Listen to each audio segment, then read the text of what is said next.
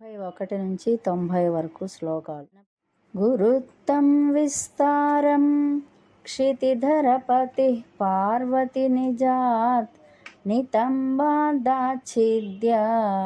త్వయి హరణరూపేణ నిదధే అతస్తే విస్తీర్ణో గురురయమశేషాం వసుమతీం నితంబ ప్రాగ్భారః స్థగయతి లఘుత్వం నయతి చ కరీంద్రాణాం శుండాన్ కనకకదళీ కాండపటలీ ముభాభ్యామురుభ్యాం ముభయమపి నిర్జిత్య భవతి సువృత్తాభ్యాం పచ్చుః ప్రణతి కఠినాభ్యాం గిరిసుతే విధిఘ్నే జానుభ్యాం విబుధకరికుంభద్వయమసి పరాజేతుం రుద్రం ద్విగుణశరగర్భౌ గిరిసుతే నిషంగౌ జంఘేతే విషమవిశిఖో బాఢమకృతా యదగ్రే దృశ్యంతే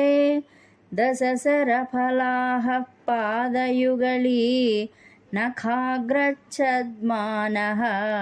సురమకుటశాణైకనిశితాః శృతీనాం మూర్ధానో దధతి తవయౌ శేఖరతయా మమాప్యేతౌ మాతః శిరసి దయయా దేహి చరణౌ యయోః పాద్యం పాదః పశుపతిజటాజూటతటినీ యయోర్లాక్షా లక్ష్మీః అరుణహరిచూడామణిరుచిః నమో వాకం బ్రూమో నయనరమణీయాయ పదయోః తవాస్మై ద్వంద్వాయ స్ఫుటరుచిరసాలక్తకవతే అసూయత్యత్యంతం యదవిహననాయ స్పృహయతే పశూనామీశానః ప్రమదవనకంకేళితరవే మృషా కృత్వా గోత్ర స్ఖలనమథన వైలక్ష్యనమితం లలాటే భర్తారం చరణకమలే తాడయతి తే చిరాదంతశల్యం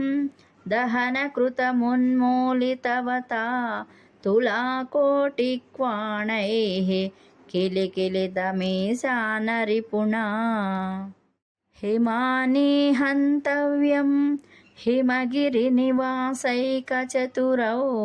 నిశాయాం నిద్రాణాం నిశిచరమభాగే చ విశదౌ వరం లక్ష్మీపాత్రం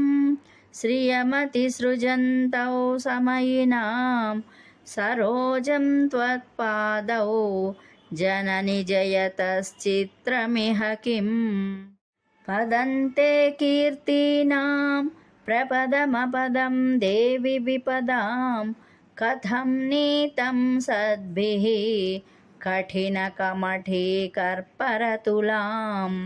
కథం వా పాణిభ్యాం ఉపయమనకాలే పురభిదా యదాదాయన్యస్తం దృశదిదయమానేన మనసా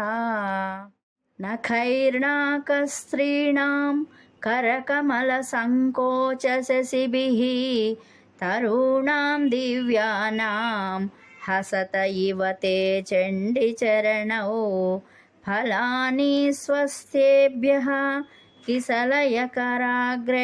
దధతాం దరిద్రేభ్యో భద్రాం శ్రియమనిశమహ్నాయ దధతౌ దదానే దీనేభ్యః శ్రియమనిశమాశానుసదృశీః అమందం సౌందర్యా ప్రకరమకరందం వికిరతి తవాస్మిన్మందారా స్తబకసుభగే యాతు చరణే నిమజ్జన్మజ్జీవः కరణచరణः షట్చరణతాम्।